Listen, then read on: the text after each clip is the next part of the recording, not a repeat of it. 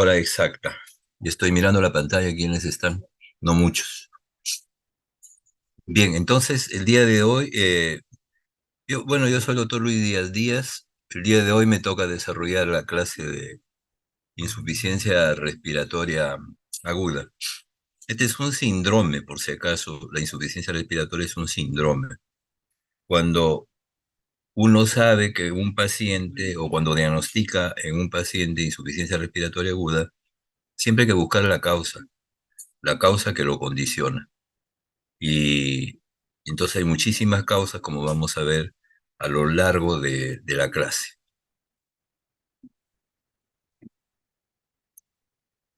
Bien, estos son los objetivos de nuestra clase. O sea, es poner el concepto, importancia de la insuficiencia respiratoria aguda y crónica, explicar la clasificación y causas de la insuficiencia respiratoria aguda, describir los síntomas y signos dependientes de hipoxemia e hipercapnia y su correlación fisiopatológica, que ya lo han hecho ustedes en su seminario de fisiopato, y analizar un ejemplo de insuficiencia respiratoria aguda y comparar insuficiencia respiratoria aguda de crónica, que casi es más desde el punto de vista gasométrico. Entonces, esas son las funciones del aparato respiratorio que ustedes ya las saben, ¿no? O sea, regulación de la temperatura, la regulación del pH, también tienen la regulación metabólica, de excreción tiene su función y de defensa también, y lógicamente de la respiración, ¿no? A través de la ventilación, de la difusión, de la circulación. Entonces, es el concepto de insuficiencia respiratoria aguda. Bueno, ahí dice incapacidad del aparato respiratorio, pero en sí es la incapacidad, claro, del aparato respiratorio de mantener los niveles de oxígeno y CO2 normales en sangre.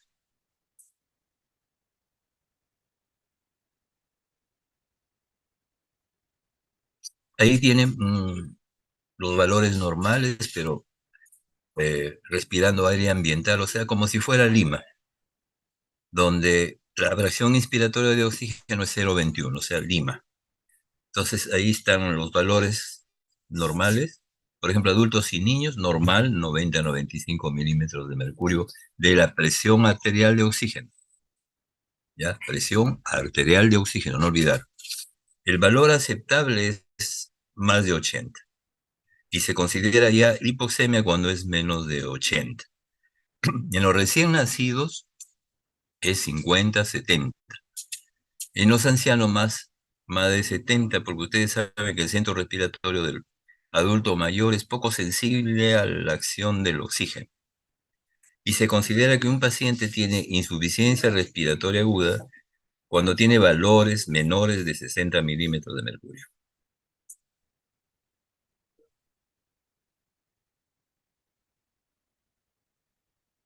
Bien, entonces, esta es la presión parcial de CO2.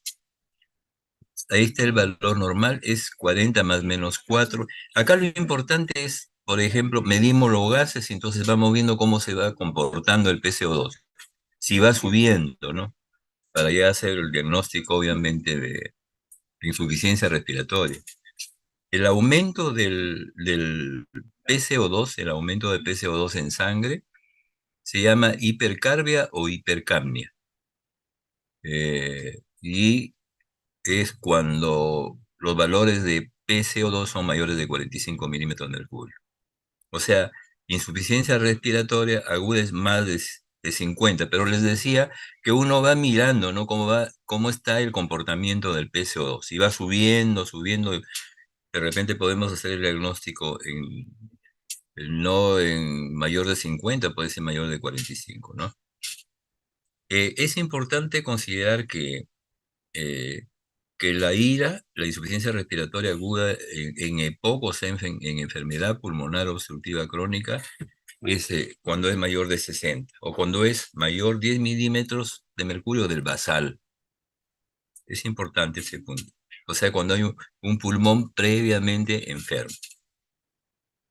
Esta curva es para hacerle recordar, ¿no? la curva de disociación de la hemoglobina. Acá, como verán ustedes, la PCO2, yo no sé si marca, creo que marca. ¿Ven que está marcando? ¿Me pueden responder, por favor? Se ve su mousito. Ah, ¿está marcando o no? Creo que no, ¿no? Sí, el mouse sí se ve. Ya, correcto, perfecto. Entonces, les estaba diciendo pues que el PO2 se considera normal por encima de 80. Y ya que variaciones por encima de ella rara vez afectan el juicio terapéutico y no modifican sustancialmente la saturación de oxígeno de la hemoglobina. Entonces se considera de 80 para arriba, ¿no es cierto? Entonces, por lo tanto, nosotros decimos hipoxemia cuando el PO2 está por debajo de 80 milímetros. Está en hipoxemia el paciente. Entonces, la PO2, la presión parcial de oxígeno, puede variar y puede variar en una serie de circunstancias, ¿no?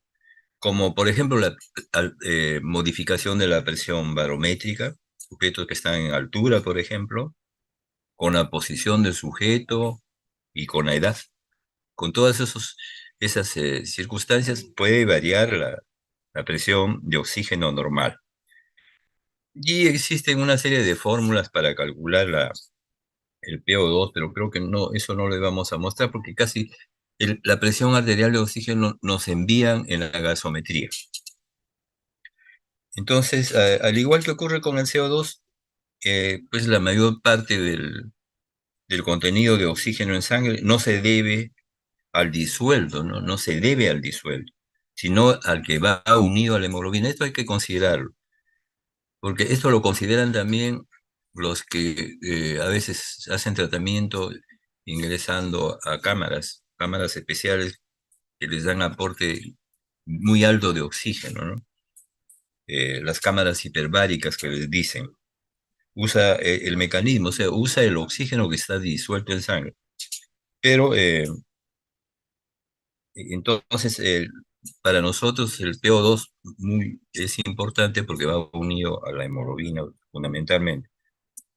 Y esa relación de la unión del oxígeno con la hemoglobina está marcada en este cuadro, que es la curva de disociación de la hemoglobina o curva de saturación de la hemoglobina, le dicen también algunos. Entonces, la morfología de esta curva varía según el grado de afinidad, pues, existente entre la hemoglobina y el oxígeno, y que está influenciado por una serie de cambios. Por ejemplo, se desvía a la izquierda cuando, por ejemplo, hay disminución del 2,3-difosfoglicerato. También se desvía a la izquierda cuando la temperatura baja, o sea, cuando hay disminución de la temperatura en el paciente, o cuando el pH se eleva. En esas circunstancias puede haber una desviación a la izquierda de la hemoglobina. En cambio, hay desviación a la derecha cuando hay aumento del 2,3-difosfoglicerato. Cuando hay también aumento de la temperatura, o sea, cuando el paciente está febril, o cuando el pH está disminuido. También se puede desviar la, la, eh, la hemoglobina hacia la derecha cuando el paciente tiene anemia. Entonces, esta curva es muy didáctica, ¿no? Muy didáctica.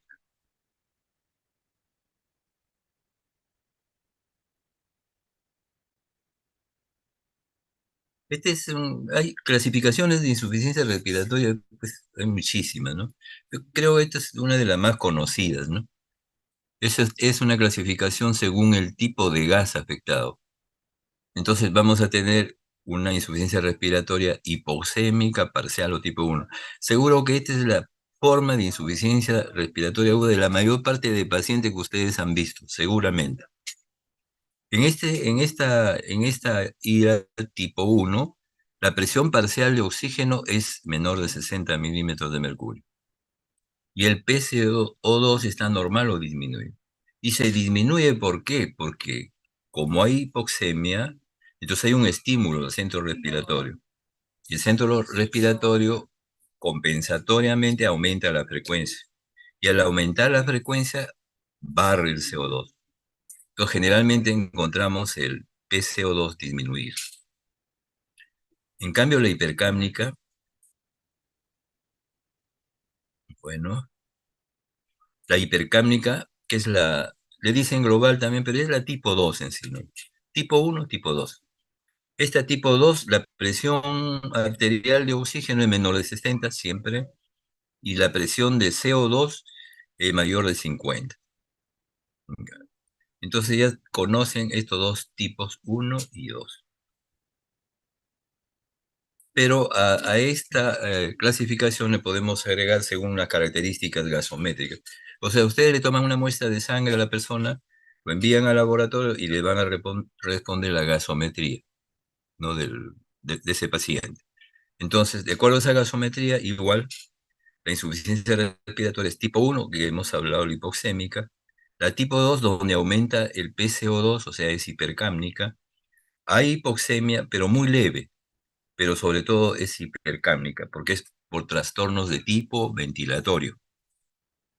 En cambio, la ira tipo 3, esta ira tipo 3 es una ira eh, perioperatoria, o sea que se produce alrededor de un acto quirúrgico fundamentalmente, en donde por motivos diferentes, que puede ser una cirugía torácica, una cirugía abdominal, etcétera, entonces la capacidad vital del paciente disminuye y en ella se inserta esta ira tipo 3. No es la más común, ¿no?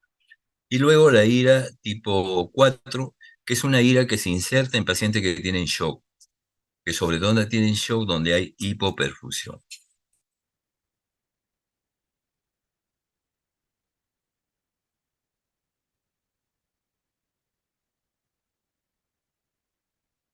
Bien, acá esta clasificación es por el mecanismo fisiopatológico subyacente. O sea, pues cuando hay disminución de la presión inspiratoria de oxígeno, una persona sube por encima de 3.000 metros, entonces se va a producir hipoxia. Hipoxia, hipoxemia, hipoxemia, hipoxia, ¿no? Eh, o también en pacientes que tienen hipoventilación alveolar.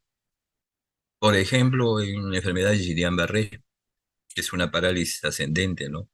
Que va de miembros superiores y va a afectar al final de la enfermedad, cuando la afecta, que generalmente sucede, afecta a los músculos respiratorios. Entonces el paciente entra en hipoventilación. Causa de hipoventilación hay muchas, las vamos a ver a posteriori.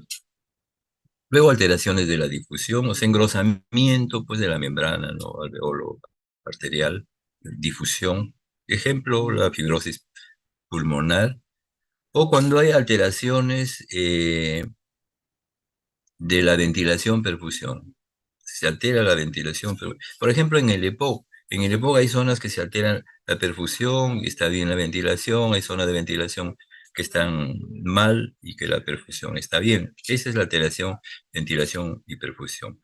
O el efecto Schum, derecho a izquierdo, cuando hay comunicación derecha-izquierda.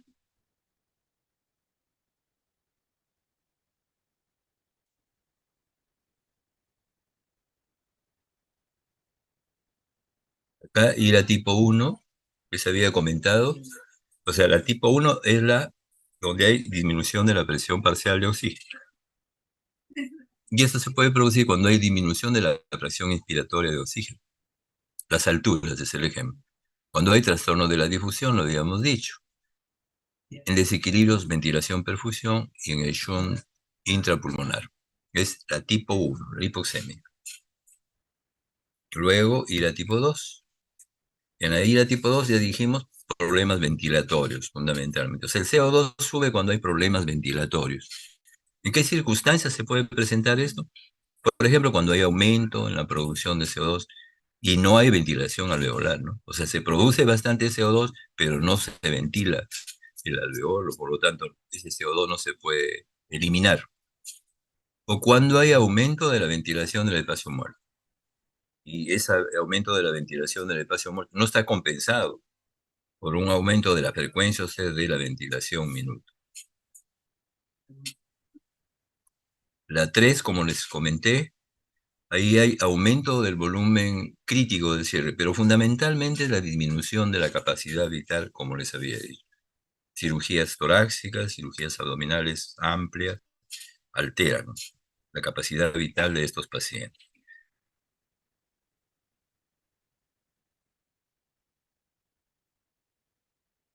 La tipo 4, en la tipo 4 se produce por las siguientes circunstancias, ¿no? O sea, dijimos disminución de la perfusión en general, o sea, disminución de entrega de oxígeno y energía musculorrespiratoria, ¿no? O aumento de la extracción tisular de oxígeno, ¿no? Porque mucho trabajo muscular, etcétera, necesita más oxígeno, hay un aumento y no hay el aporte necesario, ¿no? Este cuadro me parece muy interesante. A ver, fíjense bien, porque seguramente ustedes en sus pacientes han estado viendo también pacientes con insuficiencia respiratoria de repente mixta. Entonces, este cuadrito sirve para diferenciar la tipo 1, la tipo 2 y la mixta, ¿no? Miren en la tipo 1 cómo está el comportamiento de la presión arterial de oxígeno. O sea, tipo 1,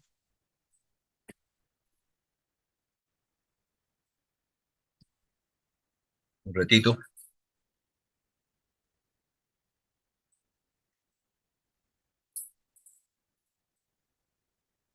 Bien, entonces, disculpen, estaba sonando el celular y eso impide concentrarse.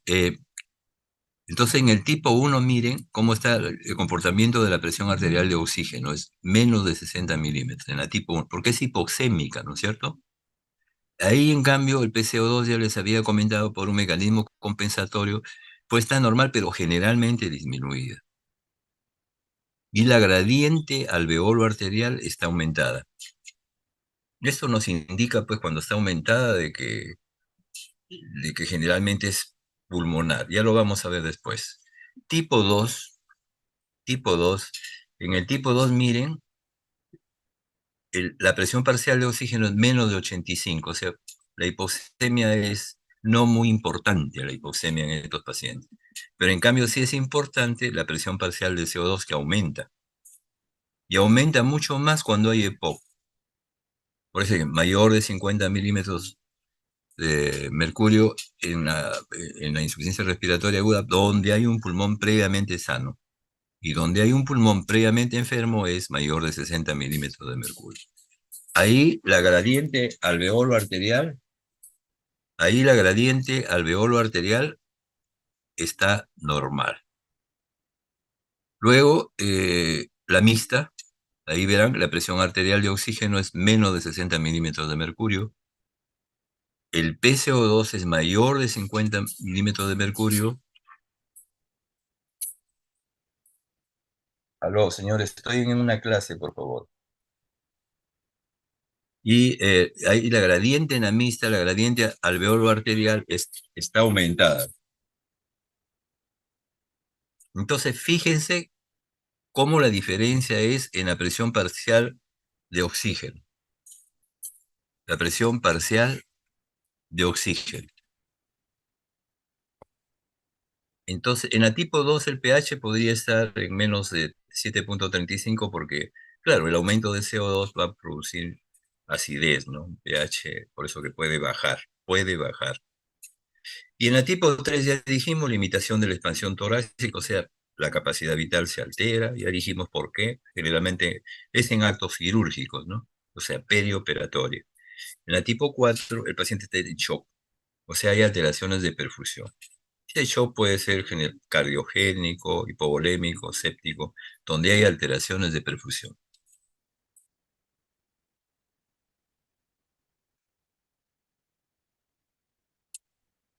Acá es una clasificación de la insuficiencia respiratoria aguda, perdón, de la insuficiencia respiratoria por el tiempo. Hay algunos que clasifican esto por el tiempo. Y, por ejemplo, dicen que es aguda cuando está dentro de las 72 horas y crónica más de 72 horas. La crónica agudizada es una paciente que está en insuficiencia respiratoria crónica en la cual se inserta un proceso.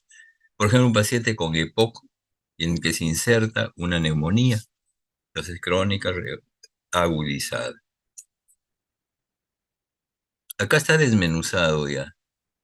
O sea, ¿cuáles son los determinantes de hipoxemia? Como habíamos comentado, por ejemplo, cuando hay disminución de la presión de oxígeno del aire inspirado, o sea, el FiO2. Alturas, dijimos, más de 3.000 metros, ¿ah? Por si acaso. Esto era bien importante, sobre todo cuando los pacientes tenían COVID, para los fines del cálculo, para ver si está desaturando el paciente. Entonces, los valores son diferentes a nivel de mar y en la altura, ¿no? También cuando hay desplazamiento por gases pesados, recuerdan que hubo una vez un problema en una discoteca donde se incendió, etcétera, etcétera, y murió mucha gente, ¿no? Ahí hay desplazamiento por gases pesados, desplazan al oxígeno. Entonces, en estas circunstancias, pues la presión alveolar de oxígeno y arterial disminuye. O sea, acá la gradiente alveolo arterial no aumenta, ¿no? No aumenta.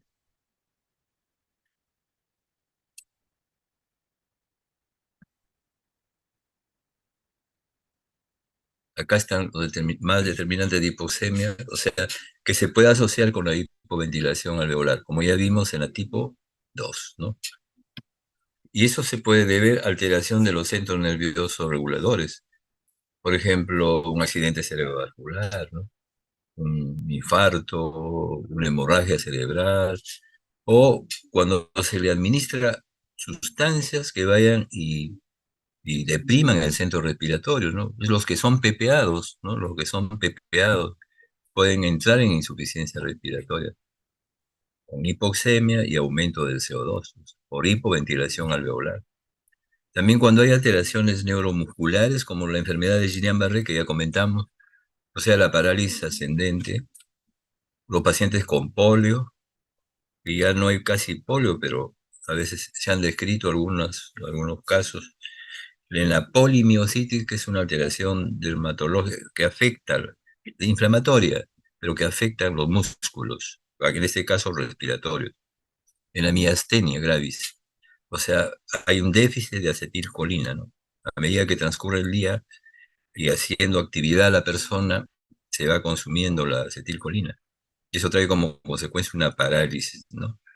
Y en las grandes hiperpotasemias, pacientes que tienen diarrea, pues, antes, por ejemplo, en el tiempo de la epidemia del cólera que hubo acá en Perú, en Lima, fundamentalmente, los pacientes venían con diarreas inmensas y en un momento, en una hora, en media hora, se deshidrataban y entraban en hipopotasemia. Y cuando tienen grandes hipopotasemias, el paciente puede hacer también hipoventilación alveolar. Luego, cuando hay alteraciones mecánicas del tórax, como fibrotórax, o sea, un paciente que tenía tuberculosis, por ejemplo, y que después cura de la tuberculosis y queda la secuela, que es el fibrotórax. Y en los pacientes que tienen inestabilidad por traumatismos torácicos, o pacientes que tienen sifoescoliosis.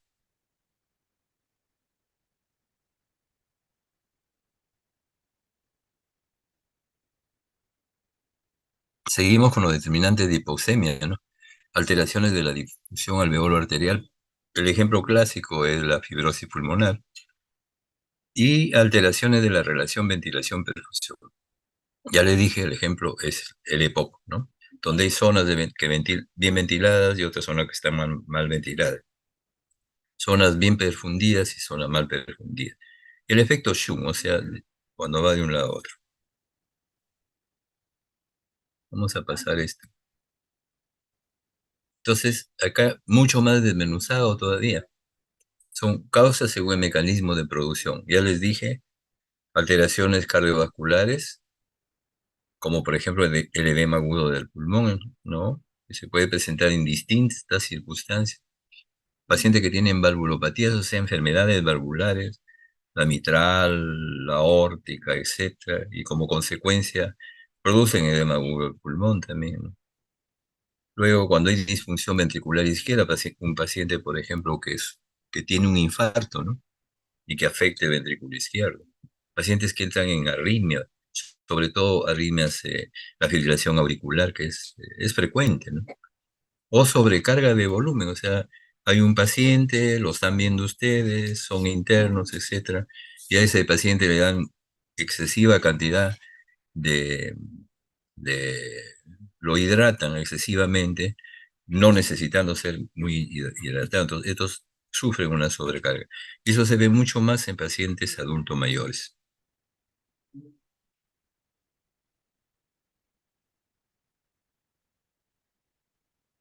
Otras alteraciones, miren, alteraciones ya de la estructura torácica también puede producir insuficiencia respiratoria. Ya les dije los traumatismos torácicos en los accidentes no automovilísticos generalmente.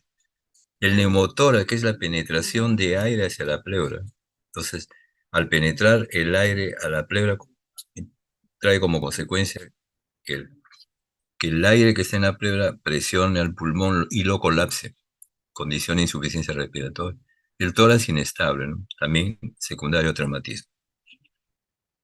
Luego, alteraciones de las vías aéreas superiores, como por ejemplo inflamaciones del epiglotis. Esto se ve más en niños. Espasmos de glotis, ¿no? Cuando hay espasmo de glotis. Esto ocurre, y esto lo llevaron ustedes en la clase de shock, donde en la clase de shock, cuando se coloca una inyección o cuando la persona es sensible a un alimento, como mariscos, por ejemplo, entonces desencadena liberación de histamina. Y dentro de las manifestaciones que tiene el paciente, va a la glotis y en la glotis produce espasmo. Y eso es lo que lo mata al paciente, ¿no? Y eso hay que tenerlo en cuenta, ¿no? Y eso se maneja generalmente con adrenalina. Se coloca adrenalina a la vena o directamente al corazón para salvar al paciente. Luego el cuerpo extraño que se ve mucho en niños, ¿no? Están jugando con algo y aspiran y obstruye pues la laringe. O en pacientes que tienen hemoptisis masiva. Ya saben que hemoptisis es sangrado del aparato respiratorio. Y hay una clasificación de hemoptisis. Generalmente los pacientes no vienen pues sangrando muchísimo, ¿no? Pero hay pacientes que sí pueden sangrar masivamente, más de 1500 en 24 horas, o más de 150 mililitros por hora. Entonces, estos pacientes son los que pueden obstruir la vía respiratoria y condicionar insuficiencia respiratoria. Luego, alteraciones de las vías aéreas bajas y del parénquima pulmonar. A la cabeza está el asma. En el asma se desencadena porque hay alergenos. En estas épocas, en el cambio de clima, los pacientes que son sensibles, que sufren de asma o de hiperreactividad bronquial, ellos en estas épocas, como más humedad, más ácaros, entonces esos ácaros eliminan sustancias que son sensibilizantes, que van a actuar a nivel de la mucosa bronquial, y en la mucosa bronquial van a producir inflamación. Y el mecanismo fisiopatológico del paciente asmático hiperreactivo es la inflamación. Y la inflamación, ¿qué va a hacer? Obstruir el bronquio, aumentar la cantidad de secreción de los bronquios, se vuelve filante como si fuera el moco, y también contrae la musculatura de los bronquios. Entonces, por esos tres mecanismos, el paciente hace obstrucción bronquial. Y, lógicamente, va a desencadenar la disnea. Hoy en la mañana mi grupo veíamos un paciente con asma que llegó por ese motivo, ¿no? Se había descompensado, etcétera, y el paciente se sentía con mucha dificultad para respirar. Entonces, un mecanismo de hipoxemia, si le tomamos un AGA a ese paciente, seguramente que le vamos a encontrar hipoxemia, ¿no? Luego, en la neumonía, o sea, un germen migra, va hacia el alveolo, como por ejemplo el neumococo, y produce una consolidación o una condensación. Eso produce hipoxemia. Igual en el EPOC reagudizado, ya lo comentamos, en los pacientes con enfisema, o sea, por destrucción de parénquima pulmonar, en los pacientes con atelectasia, o sea, pacientes que se obstruye un bronquio y como consecuencia se colapsa el pulmón que corresponde a ese bronquio, o sea, produciendo una atelectasia. Y la atelectasia va a condicionar hipoxemia. Cuando hay contusión pulmonar, cuando hay síndrome de distrés respiratorio del adulto, o cuando hay edema pulmonar, o cuando se produce tromboembolismo pulmonar. Y hablamos de las alteraciones del postoperatorio. En estos pacientes hay reducción de la ventilación tras una cirugía. Ya les comenté, torácica y abdominal, pero importantes, ¿no? En ellos va a disminuir, dijimos, la capacidad vital. Y también baja presión inspiratoria de oxígeno, grandes alturas, ¿no? Más de 3.000 metros, van y se descompensa a la persona. O ya les comenté también la intoxicación por gases, ¿no? Esos en los incendios.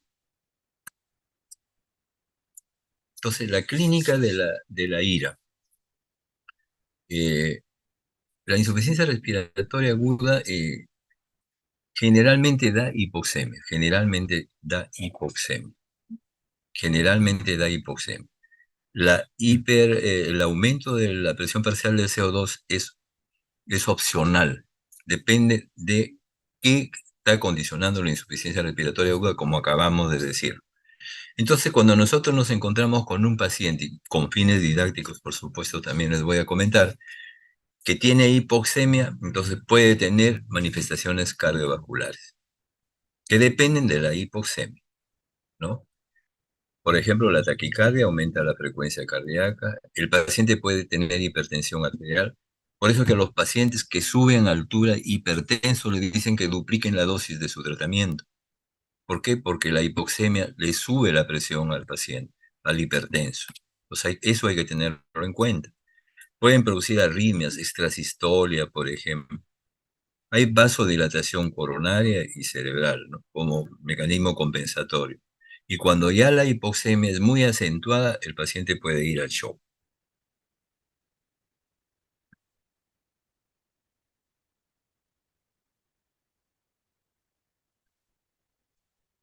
Bien, entonces, datos importantes de insuficiencia respiratoria son la disnea.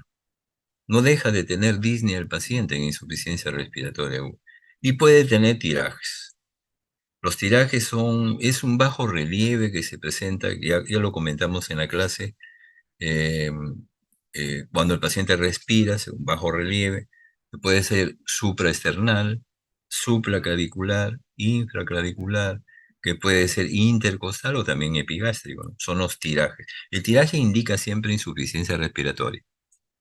Y en otras circunstancias, en insuficiencia respiratoria, puede haber también cianosis, sobre todo de tipo central.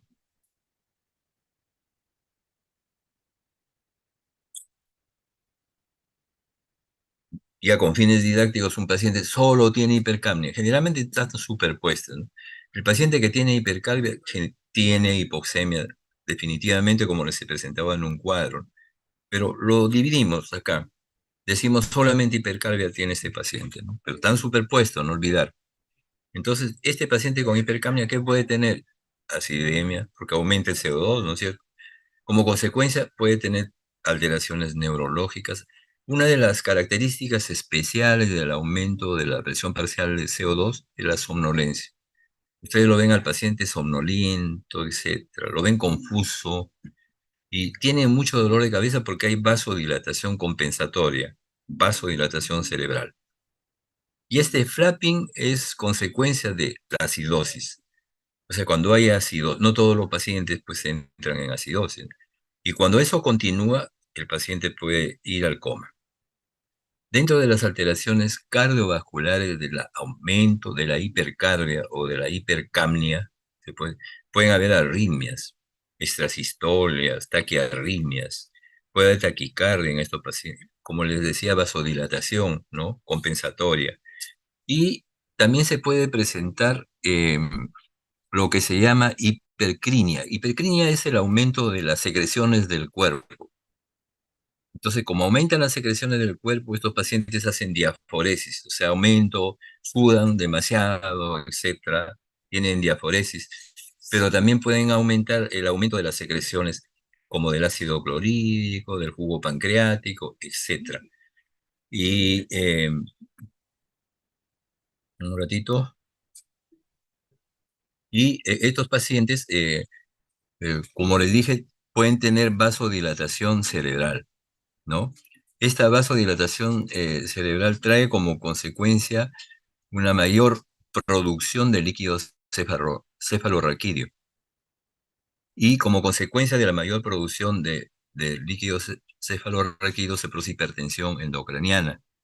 Y los síntomas de hipertensión endocraniana son la cefalea que estábamos comentando.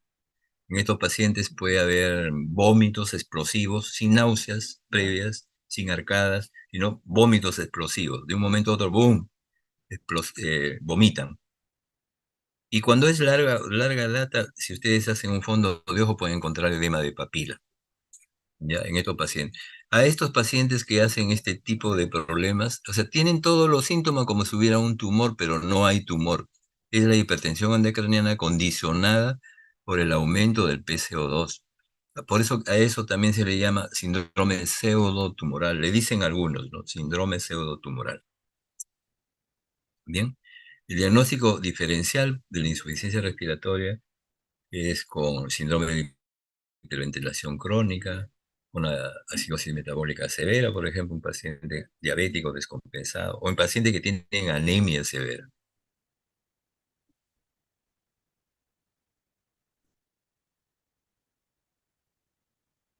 ¿Cómo se hace el diagnóstico? Ya les comentaba, ¿no? El diagnóstico es clínico y también gasométrico, ¿no? De laboratorio. Pero uno puede sospechar, ¿no?, que un paciente tiene insuficiencia respiratoria, ¿no? Un paciente tiene, ustedes están en Chumbivilcas haciendo su, su serum y, y encuentran a un paciente que tiene un posible derrame pleural. Y ese paciente aumenta su frecuencia respiratoria, ¿no? ¿Por qué? Porque el derrame pleural está comprimiendo el pulmón, está colapsándolo. Entonces se va a tener hipoxemia porque uno de los pulmones va a sustituir la función del otro. Entonces ese paciente está haciendo, si aumenta su frecuencia respiratoria y está con disnea, está haciendo insuficiencia respiratoria. Y la causa posible, lógicamente, es el derrame pleural. ¿Cómo se soluciona? Sabiendo en primer lugar qué condiciona la insuficiencia respiratoria. Lo punzan al paciente mejor. Pero hay pacientes que van a ir a la insuficiencia respiratoria y que no se pueden solucionar en un lugar lejano. Por ejemplo, el Guillain-Barré. El Guillain-Barré, ustedes una vez que sospechan y que están en insuficiencia respiratoria, lo derivan, porque va de repente a necesitar apoyo ventilatorio con máquinas, ¿no? Y eso no hay, lógicamente, en lugares lejanos. Entonces, esa es la sospecha clínica. Nuestro paciente tendrá, sobre todo, disnea, ¿no? Y el paciente puede encontrarlo con tirajes, etcétera, con aumento de la frecuencia respiratoria, eh, y a veces cianosis, ¿no? ¿Cómo se confirma? Esa es la sospecha clínica. Se confirma con el examen de gases. Eso se puede hacer en los lugares donde hacen análisis de gases, no en todos los sitios. En lugares a veces de atención primaria, acá en mismo Lima, y en lugares lejanos cuando hagan su serum, casi no van a tener esta opción, o sea, para poder confirmar. Pero es muy importante saber, muy importante saber que, que la causa, la etiología, ya les he dicho, siempre la insuficiencia respiratoria es un síndrome y siempre está condicionado por algo. Entonces hay que saber cuál es el diagnóstico presuntivo de ese algo, de esa etiología, para ver si se puede solucionar en un lugar lejano o no, o van a necesitar el apoyo de lugares donde haya eh, mayor apoyo, ¿no?, de exámenes auxiliares y terapéuticos. Entonces, es importante la confirmación con el análisis de gases. Entonces, se verá la presión parcial de oxígeno, la presión parcial de CO2 y otros exámenes que les voy a comentar a continuación. Y el diagnóstico etiológico, que ya les dije que es sumamente importante. La insuficiencia respiratoria aguda se puede solucionar con aporte ventilatorio, con apoyo ventilatorio, etcétera, etcétera. Pero es importante, pues, ir a la causa, ir al diagnóstico etiológico para que también podamos darle tratamiento a esa posible causa o etiología y, lógicamente, mejoremos la insuficiencia respiratoria. Estos son los exámenes que hay en un AGA. Si ustedes hacen un AGA en un paciente, esos son los valores normales. El AGA se toma la muestra de sangre arterial, y eso se manda al laboratorio, ¿no? Entonces ahí tienen el pH, miren, varía de 7,4 más o menos 0,04. El PCO2, 40 más o menos 4. Bicarbonato, el bicarbonato es 24 más o menos 2, mil equivalentes. Es importante el bicarbonato, después lo veremos para la diferenciación con insuficiencia respiratoria crónica. La presión parcial de oxígeno, 80, 97, y la saturación de la hemoglobina es generalmente mayor de 98, ¿no? Esos son los valores normales. Y acá están, viene un paciente y lógica tienen el análisis de gas.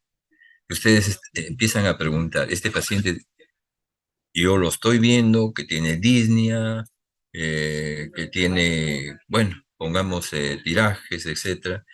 Yo quiero saber si a través del análisis de gases, si está en insuficiencia respiratoria aguda.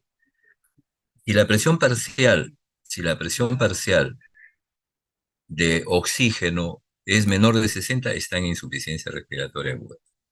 ¿Ya? Es menor de 60, está en insuficiencia respiratoria aguda. Después se hacen la pregunta, ¿qué tipo de ira es? ¿No? Generalmente ya les dije que estas dos, los primeros tipos hay 1, 2. El 3 tiene que ser perioperatorio, el 4 tiene que estar en shock el paciente. O sea, lo que vamos a ver más tipo 1, 2. Entonces decimos, si está en insuficiencia respiratoria, ¿qué tipo es? Entonces, es tipo 1 cuando el PCO2, además de la presión parcial de oxígeno disminuida, les estoy diciendo, el PCO2 está normal o disminuido. Ya les dije que compensatoriamente el paciente empieza a hiperventilar para tratar de compensar la hipoxemia. Entonces, generalmente el PCO2 se encuentra disminuida. Era tipo 1. O si el PCO2 es mayor de 50 milímetros de mercurio, ustedes están frente a un tipo 2. Bien, seguimos. Después, ahí en el AGA podemos ver también el pH, ¿no? El pH nos permite saber si el paciente está acidémico o alcalémico. Entonces, está acidémico cuando el pH es menor de 7,4 y está alcalémico cuando el pH es mayor de 7,4. Y esto es para ver si hay disturbio respiratorio o metabólico en el paciente.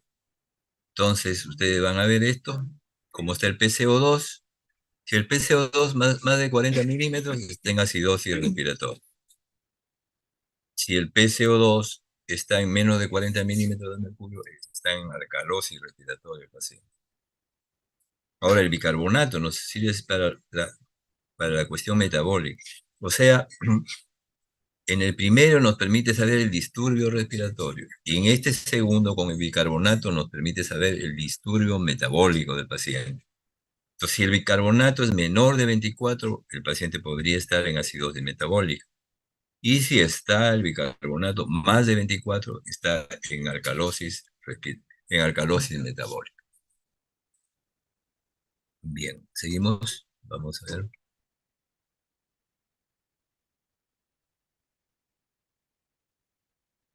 Bien, estos son ciertos métodos diagnósticos que se pueden usar a veces. Acá, si el disturbio respiratorio y es agudo o crónico, dice. En acidosis, en acidosis respiratoria, a veces uno calcula la disminución esperada de pH, que no está exactamente en el AGA, ¿no? Les dan una cifra, pero ustedes van a ser más exactos calculando la disminución esperada de pH. Entonces aplican esta regla, PCO2 menos 40 sobre 10.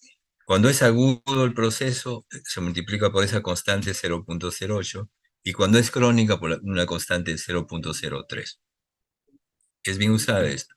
Y esto es el disturbio respiratorio en alcalosis respiratoria, ¿no? Entonces aquí es el aumento esperado del pH, ¿no? Esa modificación puede haber. Entonces, se aplica 40 menos el PCO2 sobre 10, en aguda es 0,08 y en la crónica es 0,03.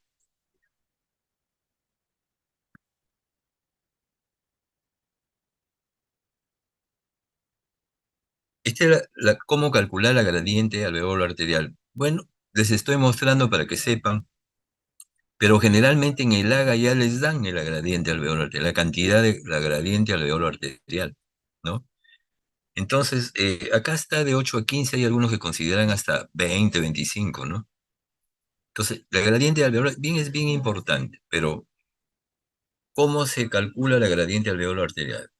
O sea, la gradiente alveolar arterial de oxígeno es igual a la presión alveolar de oxígeno menos la presión arterial de oxígeno.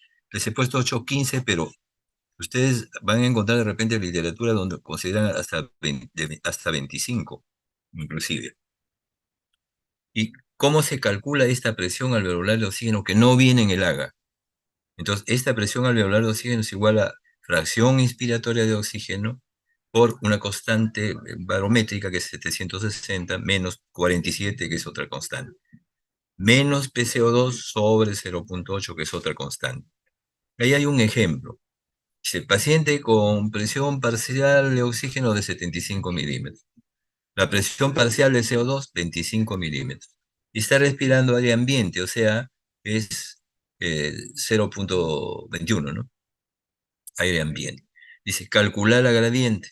O sea, la presión alveolar de oxígeno es a 0,21, que es el FiO2 que está arriba, por 713, que es la resta de 760 menos 47. Menos, acá está PCO2, acá, acá el PCO2, lo podrán ver, es 25 milímetros de mercurio. O sea, es la FiO2 0,21 más 713 menos este PCO2 que 25, que es el que le da el AGA ya, sobre 0,8, que es la constante. O sea, la presión alveolar de oxígeno es igual a 118,42. ¿Cómo calculamos la gradiente alveolar arterial? Ahí está, es 118 menos 75, que es el PO2, ¿no? La presión alveolar de oxígeno menos presión arterial de oxígeno. O sea, la gradiente alveolar arterial sería 43,48 acá. ¿Qué significa eso, no? De que la lesión es pulmonar en este paciente. O sea, nos puede indicar la gradiente, la lesión es pulmonar o la lesión es extrapulmonar. Por eso es importante.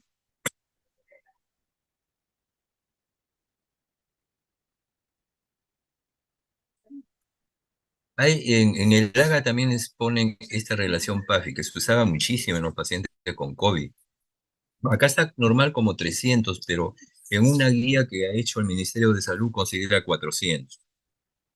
Entonces, normal le ponen como 400, ¿no? Y hay después leve, 225 a 299, moderada, 175 a 224, severa 100 a 174 y muy severa menos de 100. O sea, ustedes en el paciente que está haciendo hipoxemia, como por ejemplo eran los pacientes COVID, le van, eh, hay algunos que están llegando cuando se está acabando la clase. Por ejemplo, Johanna, lo voy a admitir, pero tiene tarde. Entonces, y ustedes van calculando, van pidiéndole agas a cada momento o con la oximetría, pero con el AGA tiene que ser. Entonces van calculando esta relación PAFI, que es presión arterial de oxígeno sobre presión inspiratoria de oxígeno. Y si ven que eso se va deteriorando, baja 225, 775, 100, y a ese paciente ustedes no lo pueden manejar en casa, no lo pueden monitorizar en casa, como era antes con el COVID.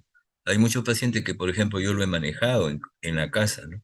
Ellos me iban hablando de su presión arterial de oxígeno, ¿no? Entonces yo calculaba el PAFI ahí, y, pero si iba bajando en forma paulatina, ya no se manejaba en casa, eso, tenían que ir al hospital. Importante entonces el PAFI, para saber cuándo necesitan apoyo ventilatorio. Esto, esto ya lo vimos, creo, sí. Esto es para ver la gradiente alveolar arterial. Miren, cuando la gradiente alveolar arterial es normal es porque es por hipoventilación, o sea, el problema es extrapulmonar. Polio, pues es Guillain-Barré, problema de músculos, problema de centro respiratorio, etc. Entonces, hay hipercapnia porque hay hipoventilación, falla ventilatoria, ¿no? Y está aumentada cuando el problema es pulmonar, ¿no? O sea, esos pacientes tienen hipoxemia y eso se corrige con oxígeno, ¿no?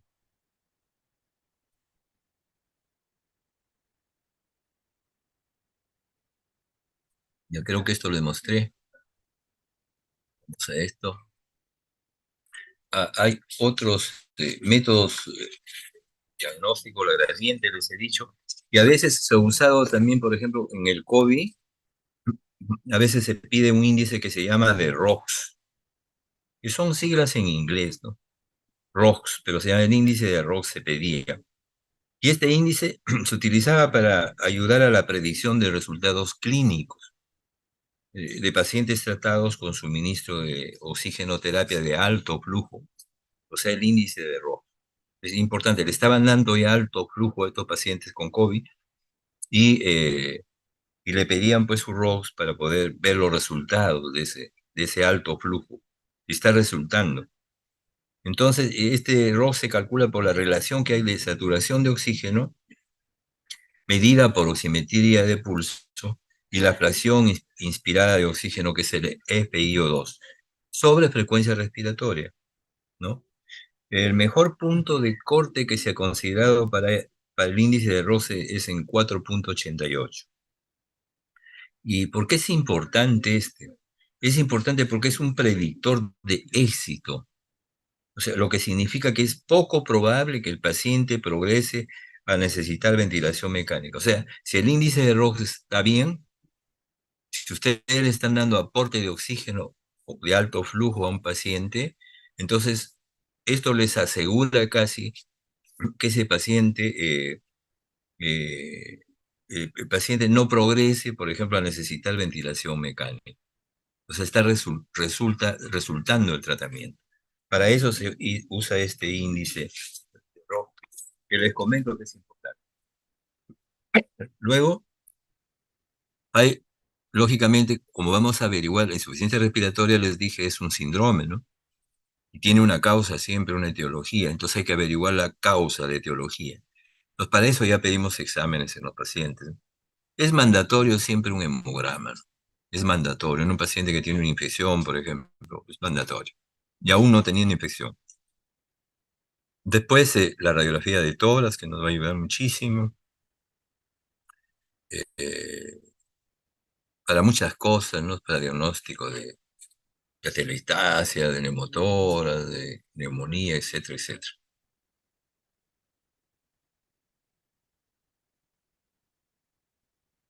También, ya les dije, el hemograma es básico. No se olviden, el hemograma es mandatorio en todos los pacientes que van a emergencia.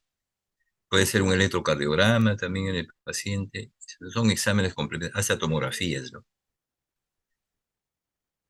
Esta laminita es para hacer diferenciación entre insuficiencia respiratoria aguda y crónica.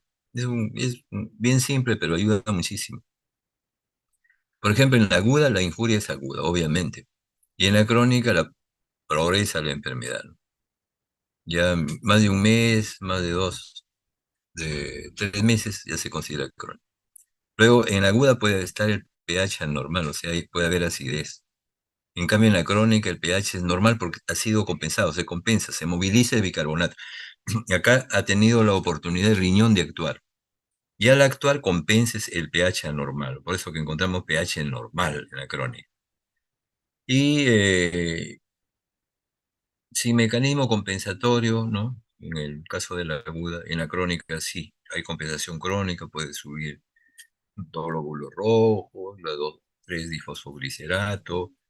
En la aguda es mal tolerado, en la crónica mejor tolerado. Y es importante, como les comenté en una de las láminas, el bicarbonato, no olvidar. En la aguda el bicarbonato no se altera. ¿Por qué? Porque el riñón no tiene tiempo de actuar, es 72 horas. En cambio, en la crónica sí tiene el riñón tiempo de actuar. Entonces, actúa a través del bicarbonato, ¿no? Entonces el bicarbonato empieza a elevarse, ¿ya? Empieza a elevarse en la insuficiencia respiratoria crónica. Esta es la bibliografía. Y algunas cosas otras para que tengan una idea. Es el tratamiento, por ejemplo. El tratamiento, ¿en qué consiste? Si tiene hipoxemia, hay que corregir la hipoxemia, ¿no? Puede ser con cánulas nasales, con la máscara con sistema de Venturi, máscaras de reservorio, y la ventilación no invasiva y la ventilación mecánica, ¿no? Que se usa en última instancia. Esto es el tipo de oxigenoterapia que le dan de flujo cuando la presión expiratoria de oxígeno es 0,21. Primero con bigotera nasal, miren, cuando está en 0,24 el FiO2, le dan 1 litro, cuando esté en 28, 2 litros, en 32, 3, en 36, 4, en 40, 5, 44, 6. Cuando necesita mayor aporte de oxígeno, ya no le pueden dar a través de bigotera nasal, entonces usan la máscara con reservorio. Entonces tiene ahí un FiO2 60, le dan 6, de 77, de 88, de 99, de 96, 10.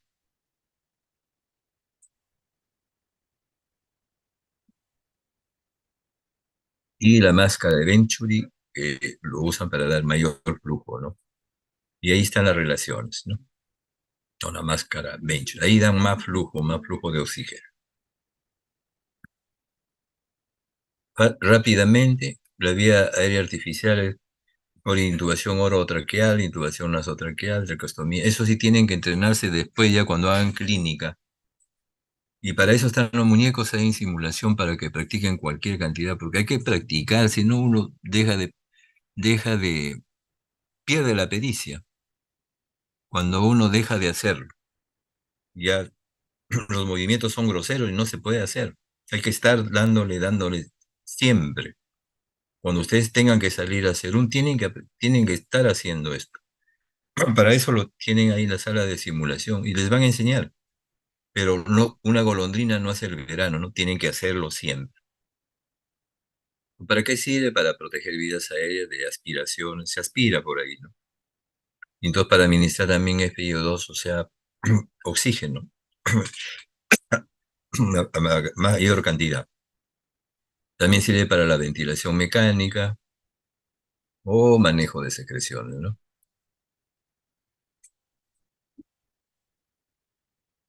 Esta es la ventilación mecánica, las indicaciones, esto es para el conocimiento de ustedes, nomás. Cuando hay apnea, cuando hay hipoxemia grave, cuando hay hipercapnia progresiva, como les comentaba, ¿no? Cuando el pH va decayendo, cuando se fatigan los músculos respiratorios, y las alteraciones de conciencia se van deteriorando. Y Glasgow va bajando en forma progresiva hasta menor de 8.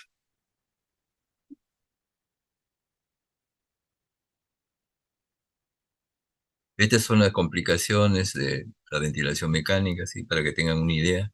El barotrauma, borotrauma, las arritmias, disfunción renal hepática. Por eso que uno, en lo posible, uno debe tratar de que el paciente no llegue a ventilación mecánica. Las complicaciones son muchas. Y este es, bueno, el tratamiento por la corrección de acidosis respiratoria, el mantenimiento del gasto cardíaco, tratamiento de la enfermedad de fondo, como ya les he dicho, porque la insuficiencia respiratoria es una consecuencia de algo, y hay que tratar también el problema de fondo. Y hay que prevenir las complicaciones, ¿no? Eso es en forma general. Bueno, con esto acabamos esta clase. No sé si habrá alguna pregunta.